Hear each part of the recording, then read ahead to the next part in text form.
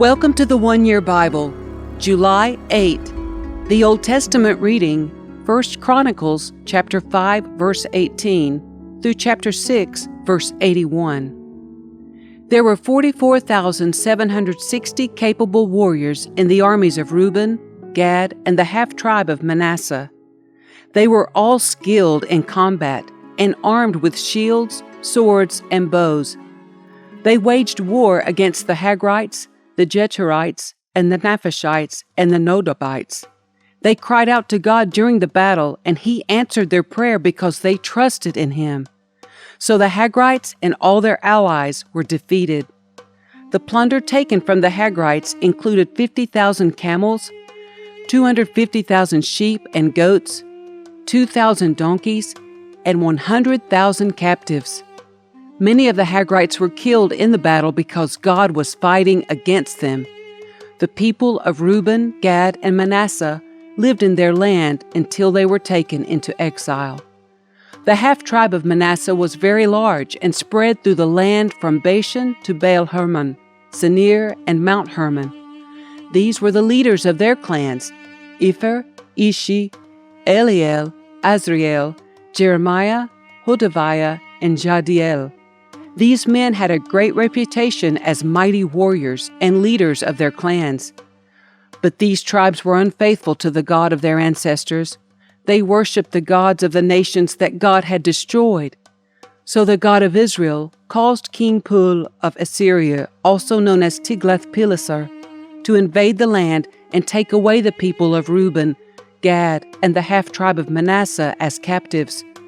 The Assyrians exiled them to Halah, Habor, Hara, and the Gozan River, where they remain to this day.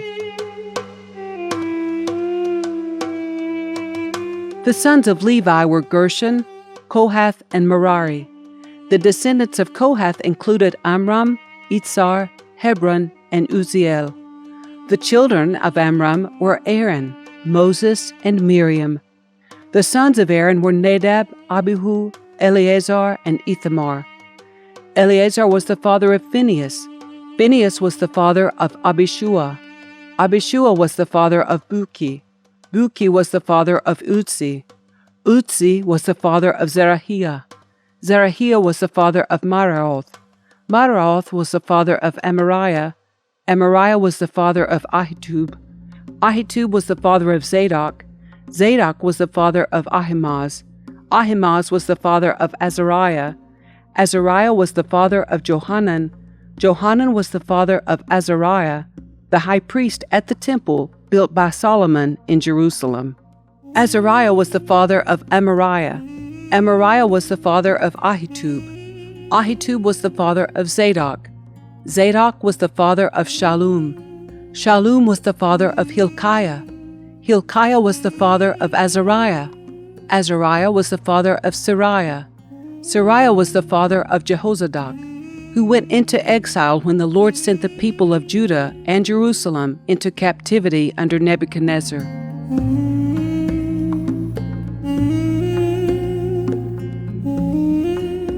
The sons of Levi were Gershon, Kohath, and Merari. The descendants of Gershon included Libni and Shimei. The descendants of Kohath included Amram, Itzar, Hebron, and Uzziel.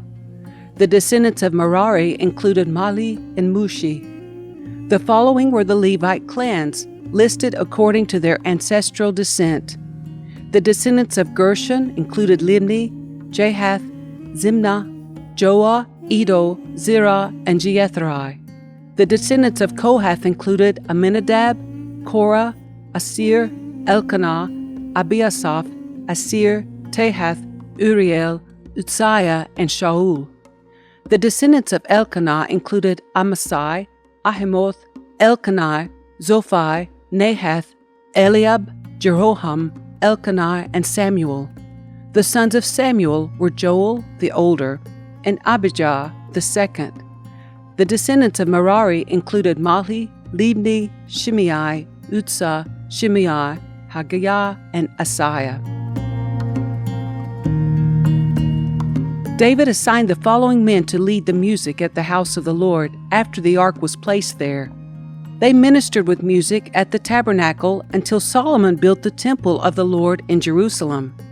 They carried out their work, following all the regulations handed down to them. These are the men who served, along with their sons. Heman, the musician, was from the clan of Kohath.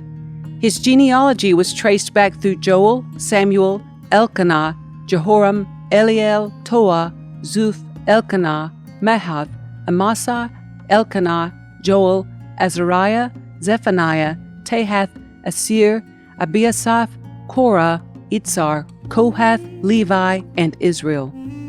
Heman's first assistant was Asaph, from the clan of Gershon. Asaph's genealogy was traced back through Berechiah, Shimea, Michael, Bahasiah, Melchijah, Ethni, Zerah, Adiah, Ethan, Zimnah, Shimei, Jahath, Gershon, and Levi. Heman's second assistant was Ethan, from the clan of Merari. Ethan's genealogy was traced back through Kishi, Abdi, Maluch, Hashabiah, Amaziah, Hilkiah, Amzi, Bani, Shemer, Mali, Mushi, Merari, and Levi. Their fellow Levites were appointed to various other tasks in the tabernacle, the house of God. Only Aaron and his descendants served as priests. They presented the offerings on the altar of burnt offering and the altar of incense, and they performed all the other duties related to the most holy place. They made atonement for Israel by doing everything that Moses, the servant of God, had commanded them. The descendants of Aaron were Eleazar, Phinehas, Abishua, Buki, Utzi, Zerahiah, Maraoth, Amariah, Ahitub, Zadok, and Ahimaaz. This is a record of the towns and territory assigned by means of sacred lots to the descendants of Aaron, who were from the clan of Kohath. This territory included Hebron and its surrounding pasture lands in Judah, but the fields and outlying areas belonging to the city were given to Caleb, son of Jephunneh. So the descendants of Aaron were given the following towns, each with its pasture lands: Hebron, a city of refuge; Libnah, Jatir, Eshtemoa, Holon, Debir, Ain, Juttah, and Beth Shemesh. And from the territory of Benjamin they were given Gibeon, Geba, Alameth, and Anathoth, each with its pasture lands. So 13 towns were given to the descendants of Aaron. The remaining descendants of Kohath received 10 towns from the territory of the half-tribe of Manasseh by means of sacred lots.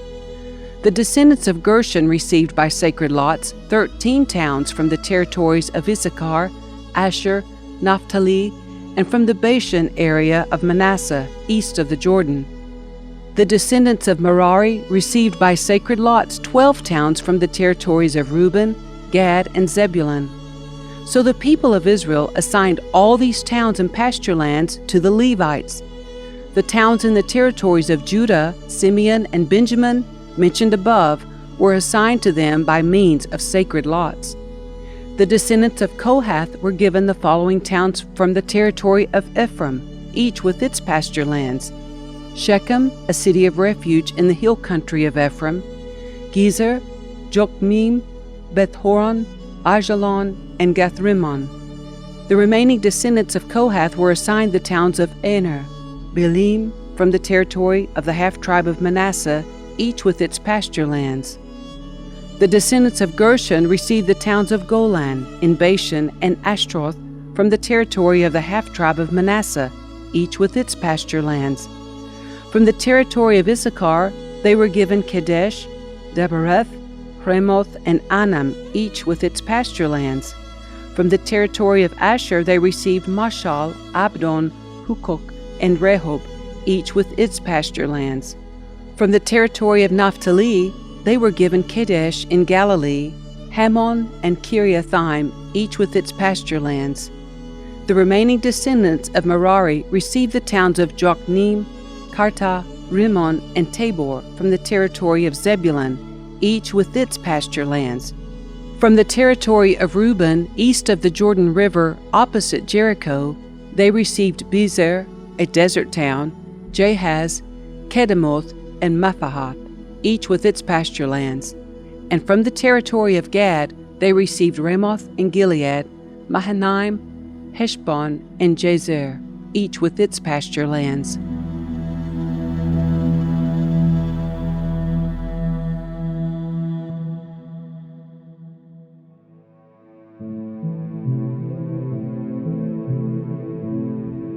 The New Testament reading, Acts chapter 26, verses 1 through 32. Then Agrippa said to Paul, "You may speak in your defense." So Paul, gesturing with his hand, started his defense. "I am fortunate, King Agrippa, that you are the one hearing my defense today against all these accusations made by the Jewish leaders. For I know you are an expert on all Jewish customs and controversies. Now please, listen to me patiently. As the Jewish leaders are well aware, I was given a thorough Jewish training from my earliest childhood among my own people and in Jerusalem. If they would admit it, they know that I have been a member of the Pharisees, the strictest sect of our religion. Now I am on trial because of my hope in the fulfillment of God's promise made to our ancestors. In fact, that is why the 12 tribes of Israel zealously worship God night and day, and they share the same hope I have. Yet, Your Majesty, they accuse me for having this hope. Why does it seem incredible to any of you that God can raise the dead? I used to believe that I ought to do everything I could to oppose the very name of Jesus the Nazarene. Indeed, I did just that in Jerusalem. Authorized by the leading priest, I caused many believers there to be sent to prison. And I cast my vote against them when they were condemned to death. Many times I had them punished in the synagogues to get them to curse Jesus. I was so violently opposed to them that I even chased them down in foreign cities. One day, I was on such a mission to Damascus, armed with the authority and commission of the leading priests. About noon, Your Majesty, as I was on the road, a light from heaven brighter than the sun shone down around me and my companions. We all fell down, and I heard a voice saying to me in Aramaic, "Saul, Saul, why are you persecuting me? It is useless for you to fight against my will." "Who are you, Lord?" I asked. And the Lord replied, "I am Jesus, the one you are persecuting. Now get to your feet, for I have appeared to you to appoint you as my servant and witness. Tell people that you have seen me, and tell them what I will show you in the future. And I will rescue you from both your own people and the Gentiles. Yes, I am sending you to the Gentiles to open their eyes so they may turn from darkness to light and from the power of Satan to God. Then they will receive forgiveness for their sins and be given a place among God's people who are set apart by faith in me."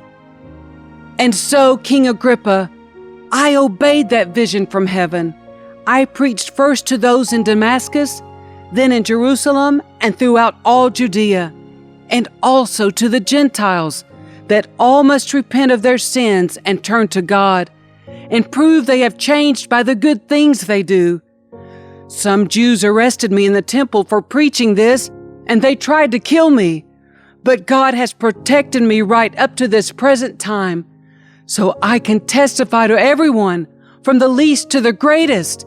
I teach nothing except what the prophets and Moses said would happen, that the Messiah would suffer and be the first to rise from the dead, and in this way announce God's light to Jews and Gentiles alike."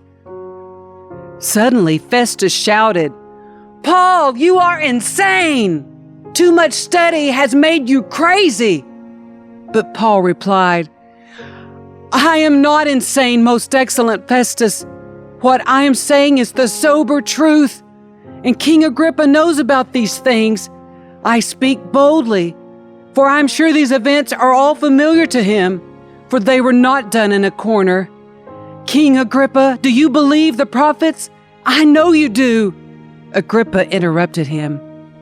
Do you think you can persuade me to become a Christian so quickly? Paul replied, Whether quickly or not, I pray to God that both you and everyone here in this audience might become the same as I am, except for these chains. Then the king, the governor, Bernice, and all the others stood and left.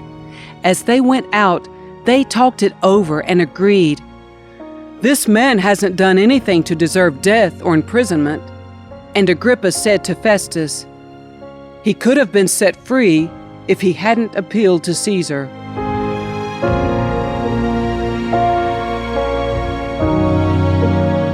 Psalm 6, verses 1 through 10. O Lord, don't rebuke me in your anger or discipline me in your rage. Have compassion on me, Lord, for I am weak. Heal me, Lord, for my bones are in agony. I am sick at heart. How long, O Lord, until you restore me? Return, O Lord, and rescue me. Save me because of your unfailing love. For the dead do not remember you. Who can praise you from the grave? I am worn out from sobbing. All night I flood my bed with weeping, drenching it with my tears. My vision is blurred by grief. My eyes are worn out because of all my enemies.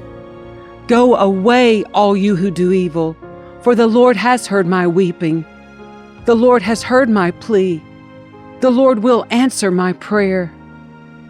May all my enemies be disgraced and terrified.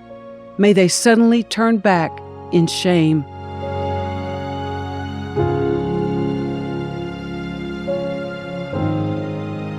Proverbs 18, verses 20 through 21. Wise words satisfy like a good meal. The right words bring satisfaction. The tongue can bring death or life. Those who love to talk will reap the consequences.